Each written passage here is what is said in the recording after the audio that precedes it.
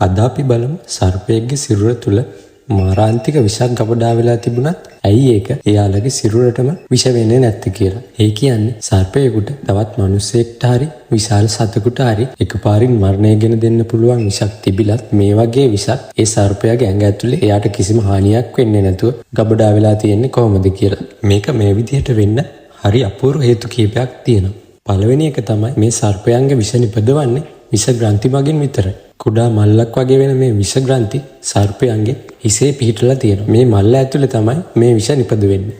හොඳින් විශේෂණය වූ සෛල වර්ගයකින් මේ විෂ ග්‍රන්ථි වල බිත්ති නිර්මාණය කරනවා. ඒ නිසා මේ වගේ හැදෙන විෂ සර්පයාගේ සිරුරේ අනෙක් සෛල එක්ක ගැටීමක් සිදු වෙන්නේ නැහැ. මේ විෂ ග්‍රන්ථියෙන් නිපදවන විෂ සර්පයාගේ විෂදල වලට ගමන් කරන්න ඒ වගේම හොඳින් විශේෂණය වුණු නාල පද්ධතියක් තියෙනවා. මේ නිසා දෂ්ටනයකදී විෂ නිකුත් වෙන්නේ විෂ දල හරහා පමණයි. ඊළඟ කාරණාව තමයි සර්පයෙක් යම්කිසි දෂ්ට කිරීමක් සිදු කරනකොට හරි එයා දෂ්ට කරපු ගොදුර ආහාරයට ගත්තට පස්සේ හරි ඒ සර්ප විෂ ආමාශයට යනවනේ. හැබැයි එහෙම වුණා කියලා මේ සර්පයාට කිසිම ප්‍රශ්නයක් වෙන්නේ නැහැ. ඒකට හේතුව තමයි සර්ප විෂ කියන්නේ ප්‍රෝටීන වලින් හැදුණු සංඝටකයක්. එතකොට මේ සර්පයන්ගේ ආමාශයේ මේ සර්ප විෂ ජීර්ණය කරන්න පුළුවන් එන්සයිම පිරලා තියෙනවා. මේ එන්සයිම වලින් මේ විෂ අණු කුඩා කැබලි වලට කඩලා ඒ විෂ නැති කරලා දානවා. දැන් හිතන්නකෝ කලින් කතා කරපු කාරණා දෙකම හරියට සිද්ධ වෙන්නේ නැතුව සර්පයෙක්ගේ විෂ එයාටම ශරීරගත වුණා කියලා.